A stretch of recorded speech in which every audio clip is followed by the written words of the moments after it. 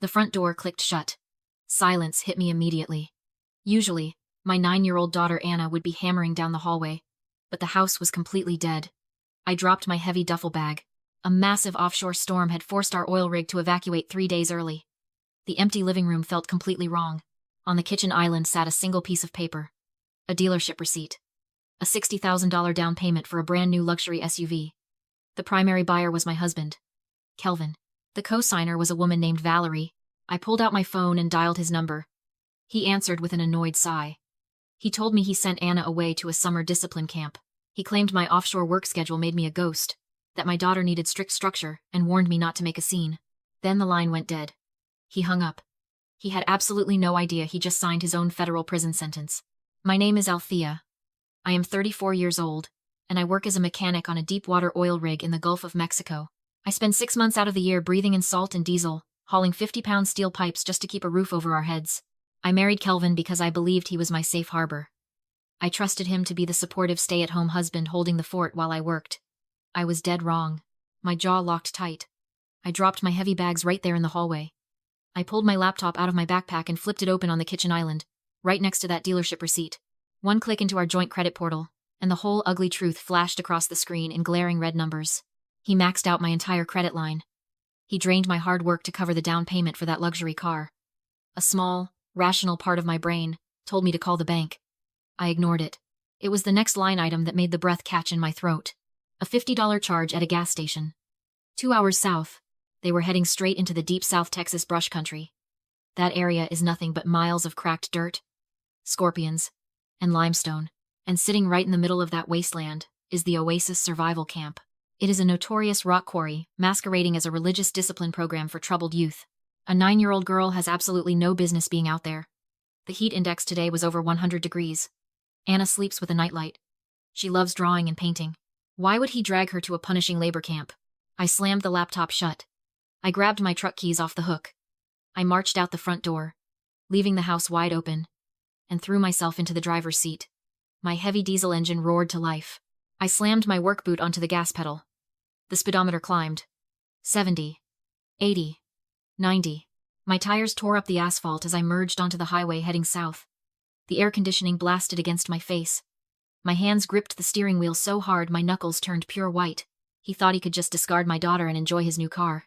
He thought the miles of ocean between us made him invincible.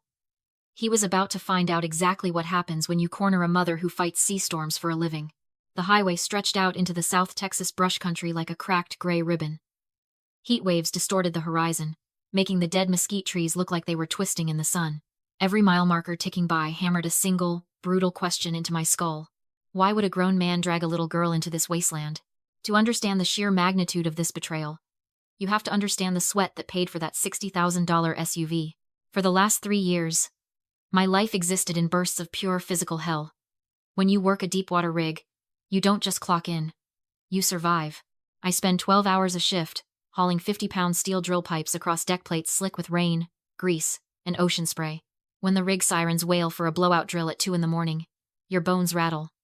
You move, or you die. My hands are permanently calloused. I swallow salt and exhaustion every single day, pushing my body to the absolute breaking point just to make sure our mortgage clears on the first of the month. And Kelvin? He played the ultimate supportive partner. He stayed in the air conditioning. He claimed he was managing the house, taking care of Anna, and building a freelance consulting business that never generated a single dime. His biggest daily crisis was the internet dropping out during his afternoon gaming sessions. I bought his excuses because I was simply too exhausted to fight them. I would fly home with bruised ribs and engine oil permanently stained under my fingernails. I would walk through the front door, and he would be napping on the expensive sectional couch I bought, watching the massive flat-screen TV I paid for. He was a parasite. He attached himself to my paycheck, feeding off my labor while smiling right to my face. My hands gripped the steering wheel until the leather groaned. That laziness? I tolerated it. I accepted the massive financial drain because I foolishly believed it bought my daughter a stable father figure while I was out at sea. But a parasite never stops eating. When the host's money wasn't enough to fund his luxury lifestyle, he found another currency. My 9-year-old child. The GPS barked a sharp command. Turn left, onto County Road 9. The smooth pavement abruptly ended. Heavy gravel crunched violently under my tires. A thick cloud of yellow dust kicked up behind my truck. Through the haze, A rusted metal sign loomed at the end of the dirt road. Oasis Survival. He traded her safety for leather seats and a V8 engine. He thought he was dealing with the tired, compliant wife who just paid the bills. He was about to meet the mechanic who wrestles steel in a hurricane. The GPS lost signal right as the limestone walls of the Oasis Survival Quarry rose up from the dirt. Chain-link fences wrapped around the massive perimeter, topped with loops of razor wire. The heat radiating off the white rocks made the air physically shimmer, baking my skin the second I stepped out of the truck. The rhythmic, sickening crunch of pickaxes echoed across the bottom of the pit. A line of kids in oversized, sweat-soaked t-shirts dragged canvas bags full of jagged rocks. I scanned the line. My lungs stopped working. Third child from the left. Anna. She stumbled, her knees buckling under the weight of a stone half her size. Her small hands were scraped completely raw, leaving rust-colored smears of blood on the white limestone. Her lips were cracked, her face blistered from the relentless sun. I sprinted across the blinding white dirt. She collapsed just as I reached her, dropping the rock. Her fragile, skeletal body shook violently as I pulled her into my arms. She looked up at me. Her eyes were glazed with fever. She whispered that her stepdad said she had to work to pay off my debt. My blood turned to absolute ice. I pressed her bleeding hands against my shirt. If that offshore hurricane had shifted just a few miles east, the rig evacuation would have never happened. I would have been stuck out on the water for another 2 full months. Anna would have died in this blistering pit. Her tiny heart would have simply given out from heat stroke. And Kelvin would have been sleeping soundly in my bed, spending my money. A sharp burst of laughter cut through the mechanical hum of the quarry. Over in the only patch of shade, beneath a rusted tin roof, parked perfectly out of the sun, sat the brand-new luxury SUV. Kelvin leaned casually against the polished hood. He was pulling a strange woman in by the waist, burying his face in her neck. Valerie. Standing right next to them was a man in a tactical vest, Silas, the camp boss. Silas handed Valerie a thick stack of cash. $5,000. This was not car money. My maxed-out credit card paid for the car. That cash was Valerie's twisted commission. She brokered the deal to lease out my child to a forced labor camp. It was just extra pocket money for a romantic couple's vacation. A luxury trip. Entirely funded by my sweat. Completely free from the burden of a 9-year-old stepdaughter. Kelvin smiled, tucking a strand of hair behind Valerie's ear. He looked so relaxed. So victorious. He had no idea a mechanic was standing 50 yards away, holding the very child he just sold. I eased Anna onto the ground, resting her back against a large limestone boulder. I kissed her sweaty forehead and promised I would be right back. I forced my breathing to slow down. I pushed the raging mother aside and let the cold, calculating rig mechanic take over. The heavy thud of pickaxes and the roar of a distant rock crusher masked my footsteps. I slipped around the edge of the tin roof, staying completely out of their line of sight. I slid straight under the front bumper of the brand-new luxury SUV.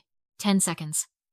That is exactly how long it takes a certified deepwater technician to kill a $60,000 engine. I pulled my work knife from my belt and sliced clean through the serpentine belt. A quick reach up, and I ripped the starter relay fuse right out of its socket. I shoved the plastic fuse into my pocket and rolled back out into the blinding sun. Less than 50 feet away sat a massive industrial excavator. I climbed up the metal tracks and swung into the glass cab. The keys were dangling right in the ignition. These people were arrogant enough to think they owned the desert. I turned the key. The massive diesel engine roared to life, shaking the glass around me. I threw the heavy machine into gear and rolled it directly across the quarry's only exit gate. I slammed the hydraulic levers forward, dropping the giant steel bucket and the front blade deep into the dirt. The trap was set. No one was leaving. Right on cue, the faint wail of police sirens began echoing down the dirt road. I had dialed emergency services the second I turned off the highway. Down under the tin roof, the laughing stopped. Kelvin dropped the stack of cash. Valerie screamed.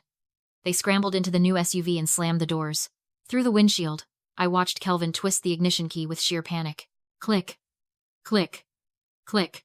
Nothing. The engine was completely dead. The color instantly drained from his face. He slammed his fist against the steering wheel, his mouth open in a silent scream. Off to the side, Silas figured it out. The camp boss spun around and sprinted toward a narrow gap in the brush. I yanked the right joystick. The excavator's massive metal arm swung through the air. I slammed the heavy steel bucket down into the earth, missing Silas's boots by exactly 2 inches. The brutal impact shattered his dropped walkie-talkie into pieces and shook the ground. Silas collapsed to his knees, throwing his hands over his head in absolute terror. I sat up high in the operator's seat and stared down at the useless luxury car. Kelvin looked up through the windshield. Sweat poured down his forehead. His chest heaved. The smug, victorious husband was gone. In his place was just a terrified rat in a cage. Finally realizing that the woman he used as a bank account was the one holding the keys to his destruction. 2 hours later, the sterile smell of the hospital hallway burned my nose. Anna was in a room behind me, finally hooked up to an IV bag of fluids. I sat on a hard plastic chair, waiting for the doctors. The elevator doors slid open at the end of the hall. Kelvin marched down the corridor. Valerie was glued to his side, and a man in a sharp gray suit walked right in front of them. A lawyer. Kelvin's sheer panic from the quarry was completely gone. He had his smug, entitled smirk back. He thought he found his loophole. The lawyer stopped in front of me. He pulled a crisp document from his leather briefcase and slapped it onto the waiting room table. A temporary guardianship agreement. It had my signature right at the bottom. Kelvin crossed his arms. He looked directly at the police chief standing a few feet away and declared I was legally hysterical. He claimed I was an overworked, unstable mother who simply forgot signing the camp papers before my offshore deployment. He threatened to sue for full custody of Anna. He threatened to take my house. I stared at the forged ink on the page. My pulse stayed perfectly steady. I reached into my pocket and pulled out my phone. Because I am the primary financial provider. The maxed-out credit card used to buy that luxury vehicle is exclusively in my name. That makes me the primary lien holder. That status gave me direct access to the dealership's stolen vehicle recovery app. Kelvin had already changed the security PIN. But my phone's master biometric scan bypassed his pathetic security in 1 second. I tapped the cloud recording synced to the cabin's internal security microphone. Valerie's voice echoed loudly through the quiet hospital corridor. She complained about Anna being a burden in their new life. Then Kelt's voice answered, clear as day, agreeing to hand my daughter over to Silas for a $5,000 commission. The color instantly drained from Valerie's face. I reached into my heavy canvas work jacket, pulled out my official offshore biometric punch logs, and dropped them directly on top of his fake guardianship paper. I pointed to the date. The exact Tuesday his shady notary stamped that document. My fingerprint was scanning into a drill console 200 miles out in the middle of the Gulf of Mexico. The lawyer froze. He stared at the audio playing from my phone, then down at the federal offshore logs. His professional mask shattered. He shoved his papers back into his briefcase and snapped it shut. He looked Kelvin dead in the eye, stating he lied about the origin of those documents. The lawyer formally withdrew as his counsel on the spot, handed his business card to the police chief, and walked straight back to the elevator. The police chief stepped forward and unclipped his handcuffs. The heavy steel clicked shut around Kelvin's wrists. His knees actually buckled. He looked absolutely terrified, begging me to call the lawyer back. Men like him always mistake a woman's financial sacrifice for stupidity. He thought a marriage certificate and a fake signature gave him absolute immunity. He forgot that a mother who wrestles sea storms 12 hours a day doesn't fear cowards who live off her sweat. The heavy oak doors of the federal courtroom swung shut, sealing Kelvin's fate forever. The justice system moves slowly, but when it finally drops the hammer, it shatters everything underneath it. The judge did not show a single ounce of mercy. Kelvin was sentenced to 12 years in federal prison for wire fraud, identity theft, and conspiracy to commit human trafficking. He has absolutely no possibility of early parole. Valerie, his willing accomplice, received an 8-year sentence in a state correctional facility. Silas, the mastermind behind the Oasis survival camp, was handed 25 years. But the criminal sentences were only the beginning. The court ordered Kelvin and Valerie to pay a combined restitution of $120,000. I legally seized that brand new $60,000 luxury SUV, authorized the bank to auction it off, and deposited every single penny of the recovered equity into an ironclad trust fund for Anna. Their social destruction was even faster than their financial ruin. The local news stations got a hold of the arrest records. The dashcam audio transcript was published on the front page of the county newspaper. Kelvin's so-called friends, the ones who used to drink my beer on my couch while I was out at sea, vanished overnight. His own parents issued a public statement, severing all ties with him. Valerie's pristine reputation in her affluent social circles crumbled into absolute dust. They were completely erased from polite society. 6 months after the trial, a thin manila envelope arrived in my mailbox. It had a federal prison return address. I stood in my kitchen, staring at Kelvin's handwriting. He filled 3 pages with pathetic, desperate excuses. He claimed he was overwhelmed by stepping into a father role. He blamed his actions on the stress of my long deployments.